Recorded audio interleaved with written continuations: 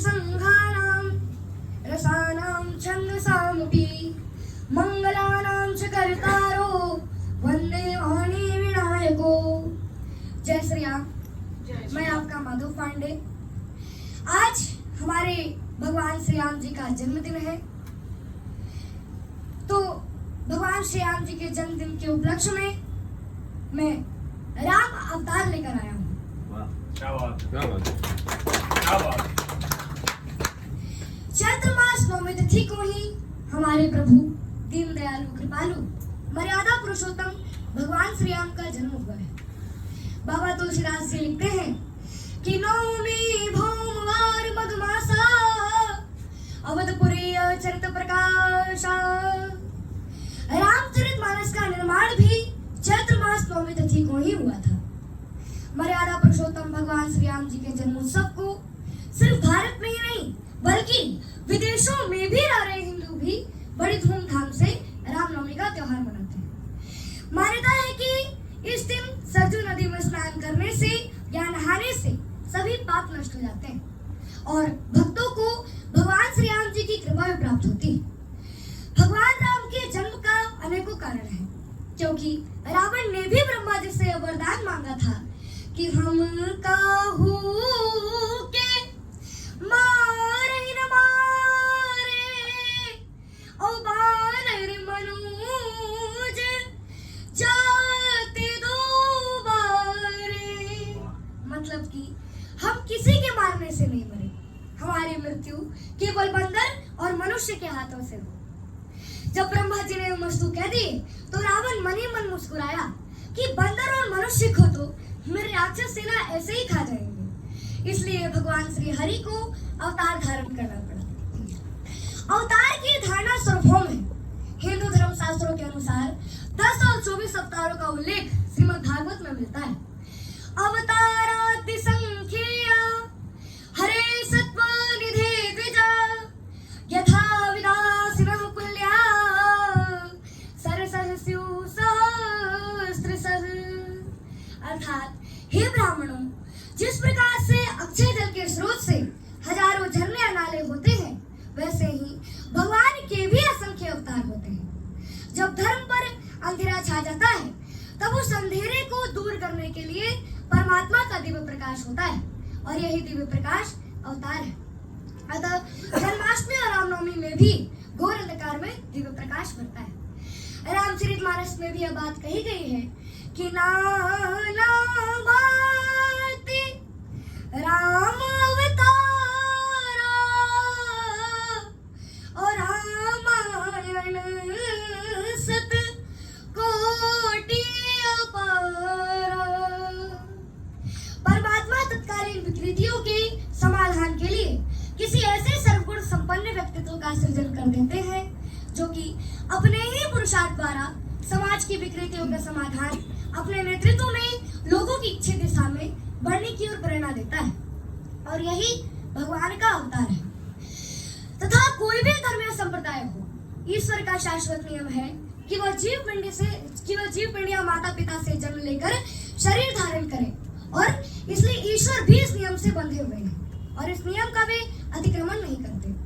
जब राजा मनु को पता चली कि उनकी सारी उम्र ऐसे ही बीत गई और उन्हें स्मरण हुआ कि हमने तो कभी प्रभु का ध्यान किया ही नहीं, उनकी चौथी अवस्था बीत रही थी और अचानक ही उन्हें वैराग्य उत्पन्न हो गया।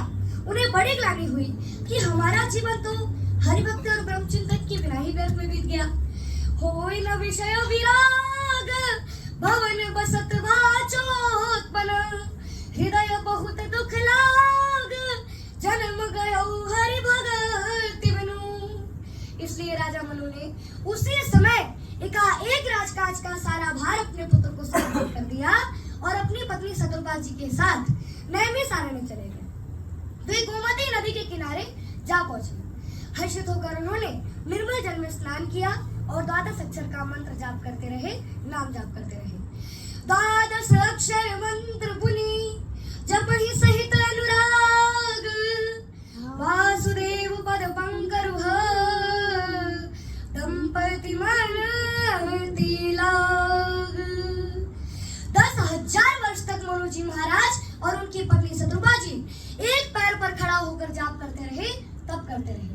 तब आकाशवाणी हुई कि वर मांगो, वर मांगो, वर मांगो। मनु और शत्रुपा जी ने कहा कि हे दया निधान, हे कृपा निधान, हे नाथ, मुझे उसी रूप का दर्शन दीजिए जो हमेशा शिव जी के हृदय में वास करते हैं, जिनकी प्राप्ति के लिए मुनि लोग यत्न करते रहते हैं, जो काकभूषुंडी जी के मन रूपी सरोवर में विहार करने वाले हंस हैं, जो कि अगुण और शगुन कहकर वे जिनकी प्रशंसा करते हैं और जिनके बाएं भाग में श्री सीता जी विराजमान हैं। तो हे शरणागत के दुख मिटाने वाले प्रभु, आप मुझ पर ऐसी कृपा कीजिए कि हम उस रूप को नेत्र भर कर देखें। और इतना ही नहीं, बल्कि श्री शत्रुपा जी ने तो श्री हरि को पुत्र रूप में ही मांग लिया कि दानी शिरोमणि दयानिधि नाथ कहूँ सती भाऊ और चाहू तुम ही समान सुत प्रभु सन कवन दुराऊ। अर्थात हे दानियों के शिरोमणि, हे कृपा निधान, हे नाथ, मैं अपने मन का सच्चा भाव आपसे करता हूँ कि मुझे आपके समान ही पुत्र चाहिए। प्रभु ने यह वस्तु कहकर अंतर्धान हो गए और इस कारण से मनु जी महाराज और उनकी पत्नी शत्रुपा जी राजा दशरथ और महारानी कौशल्या के रूप में आए और भगवान श्री हरि को भी अयोध्या के चैत्र मास नवमी तिथि को माता कौशल्या के गर्भ से अवतरित होना पड़ा। नवमी तिथि मधुमास पुनीता शुक्ल पक्ष अभिजीत हरिप्रीता मध्या दिवसति शीतल धामा पावन काल लोक विश्राम।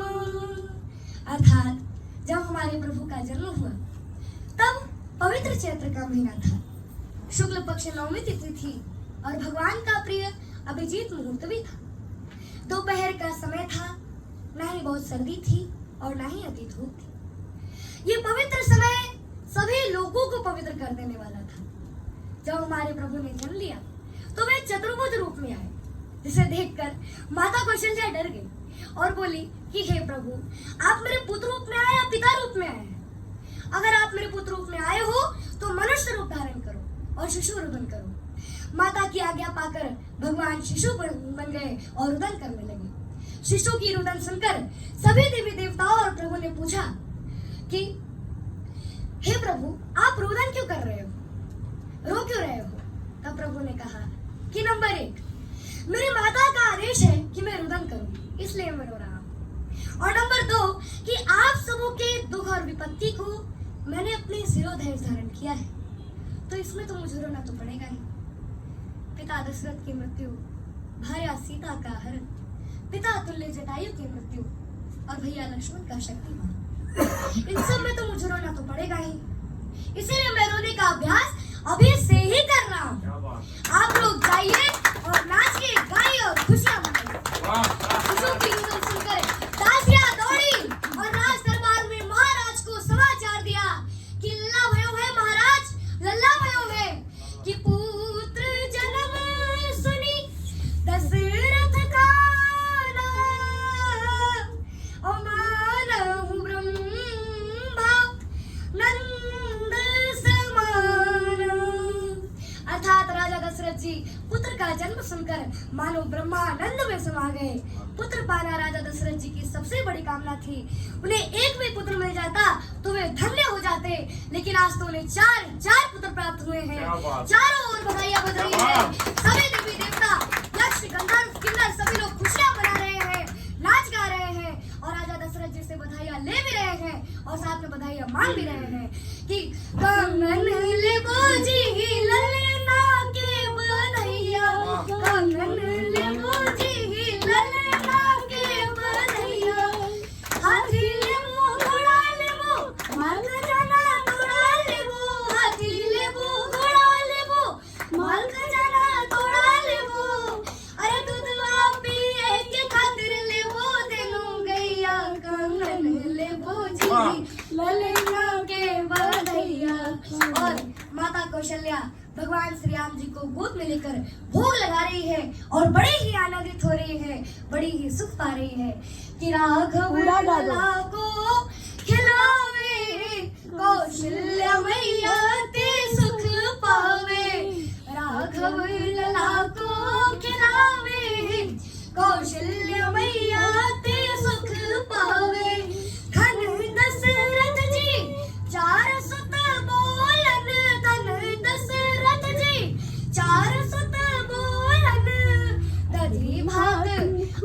दधी भात मुख में खिलावे, कौशल्य भैया ते सुख पावे।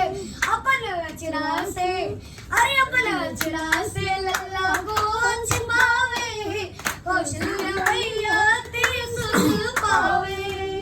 भगवान कुछ बड़ी राघवेंद्र श्री राम की